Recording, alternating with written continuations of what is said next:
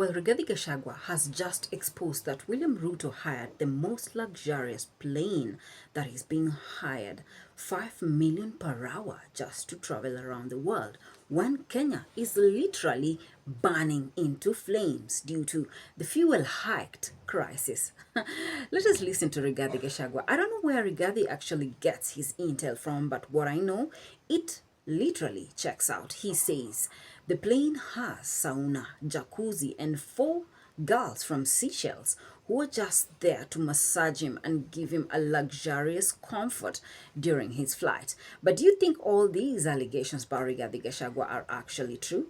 Let us dive into it. Well, welcome back to our channel. Press your subscribe button for more news bulletins on Real News, the channel where you get all your trending bulletins. Well, the following are the images of the plane Rigathi Gachagua is actually referring to. It's like a whole house with a bedroom and all luxurious items you can think of, including a sauna, a steam bath. That would give the president a luxurious flight all the way, making it the most expensive flight in the world. Well, the images as follows.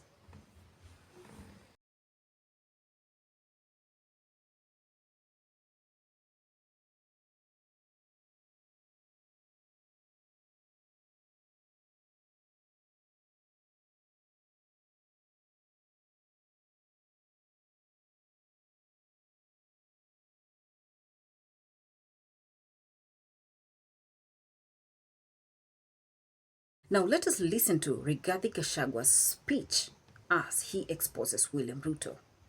The country is burning, despite having been properly briefed that there are problems, and Kenya will come to a standstill.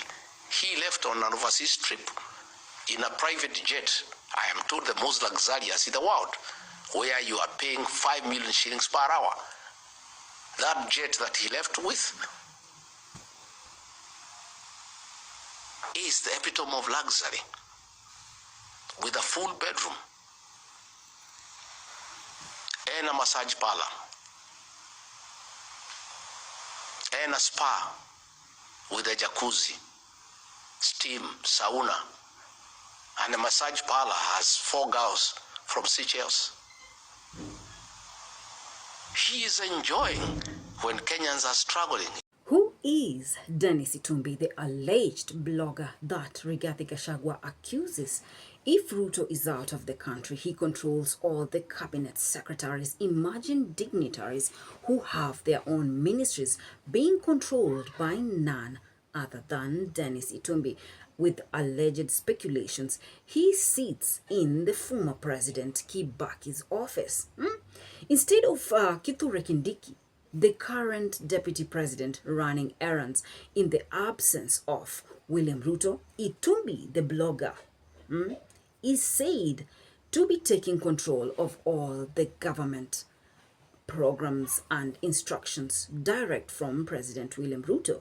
Hence the question, who is this Dennis Itumbi, guys? Can we listen to Rigathi Gachagua exposing how Dennis Itumbi takes control of all public offices? Now, can we listen to Rigathi Gachagua exposing Dennis Itumbi takes over all the presidential errands instead of Kithure Kindiki, naming Kithure as a fake deputy president? What is really happening with this government? Is it true that actually a blogger gives instructions and directions from President William Ruto to cabinet secretaries and sits at the late President Kibaki's office?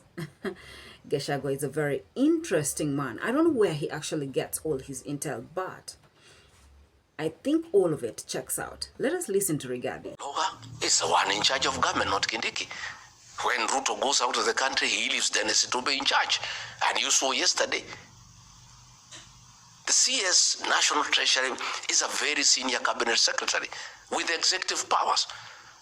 But the meeting he is in is being chaired by Dennis Itumbi. Ordinarily, that meeting should have been chaired by the deputy president, the fake one. Or, at least, the head of the public service, Felix Koskei. But William Ruto, because of despising the people of Kenya, designates a blogger, Dennis Itumbi, to chair a meeting to unlock a crisis in his country, when he is wallowing in luxury, in private jets, being massaged in air. That is the kind of joke that we have in our country. Allocated the office that was occupied by the third president of the Republic of Kenya. And that is where the PSs and the CEOs of parastatals are being summoned by Dennis Itumbi. And he calls the president and puts him on speakerphone and says, I have told them your message. They are preparing. There's a lot of intimidation. PSs are crying. CEOs of parastatals are crying because of the level of extortion by William Ruto through Dennis Itumbi to fund by elections in the mountain. This Dennis Itumbi, a blogger, is the one in charge of government, not Kindiki. When Ruto goes out of the country, he leaves Dennis Itumbi in charge. And you saw yesterday, the CS National Treasury is a very senior cabinet secretary with executive powers. But the meeting he is in is being chaired by Dennis Itumbi. Ordinarily, that meeting should have been chaired by the deputy president, the fake one. Or, at least, the head of the public service, Felix Koskei. But William Ruto, because of despising the people of Kenya, designates a blogger, Dennis Itumbi, to chair a meeting to unlock a crisis in his country when he is wallowing in luxury, in private jets, being massaged in air.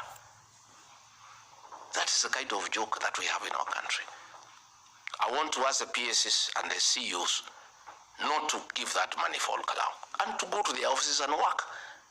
They are telling me they have been told to camp in Olkalau to go and campaign. Most of them are saying they don't even know how to campaign. They have never participated in politics. Each has been allocated a polling station and told to give money and go and campaign for the UDA candidate in Olkalau. They are all working under Dennis Itumbi, a blogger.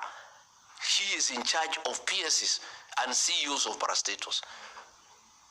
It's the greatest joke in the history of Kenya that a blogger is in charge of PSs and CEOs of state corporations, that a blogger is chairing a meeting attended by the CS National Treasury, Energy and Petroleum, and the CS for Transport and Infrastructure.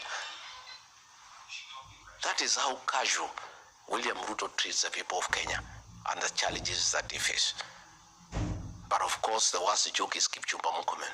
It's the worst CS Interior we have seen since independence. It's such a joke. You know, even if William Ruto wanted a college into CS Interior, why can't you do for a serious, mature fellow? Why do you give the job to a CS who is childish and juvenile?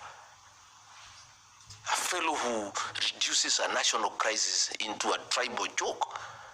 You know, that is how serious this. True are these allegations that Itumbi controls the presidential's errands on behalf of Ruto and not Kithure Kindiki, who is the current deputy president, and Rigathi terming him as a useless deputy president. Well, he did not stop there.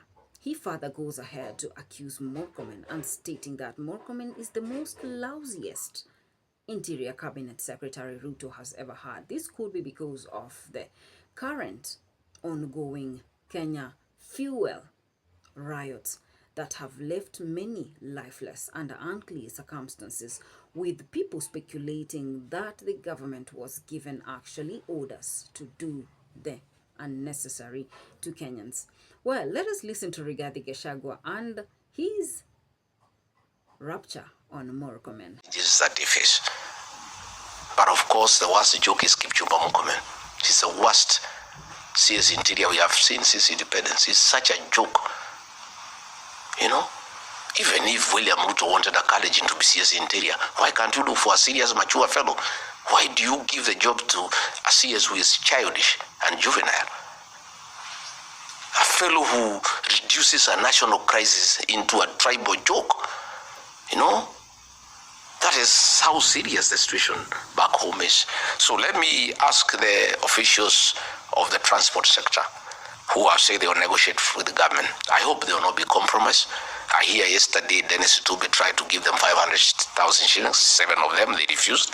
I hope they have not been given more. I want to give them the benefit of doubt and believe they have not been compromised. Let them go to these negotiations with an open mind First, they must demand that the bad fuel, the low-quality fuel, must be removed from the market. They must demand that William Ruto must forego his profit. They must demand that VAT must be brought to zero. They must demand that the 7 shillings for fuel levy must be removed. If they do that, fair enough, we proceed. If they are compromised and agree that everything is okay, if they will be contented with the 10 shillings, then our sales on coming back, we'll have to consult with the other leaders in the United Alternative Government and decide the way forward for the people of Kenya. So I needed to talk about those few things because it's important that we let the people of Kenya know what is happening, and I really urge the people of Turkana to wake up and say no. They cannot allow theft of a God-given natural resource that would have benefited the people of Turkana to benefit one William Ruto and his company Gulf Energy. It is immoral, it's unacceptable, and all Kenyans must support the people of Turkana. Well, he is called Rigathi Gachagua a very interesting politician. Whenever he speaks, he always has facts. Where he gets his intel from, I literally don't know, but it definitely checks out. Well, how true are these allegations that William Ruto flies in a plane of 500 million per hour, the most expensive and luxurious plane, and Dennis Itumbi taking over office instead of Kithure Kindiki on behalf of William Ruto, and Murkomen being the most useless cabinet secretary? Do you agree with Rigathi Gachagua? Well, leave me your views there on the comments section. Follow me for more updates, and remember to press your subscribe button and ring your notification bell so that you can be first to receive our bulletins once we upload them. Until then, JD Ishmaels.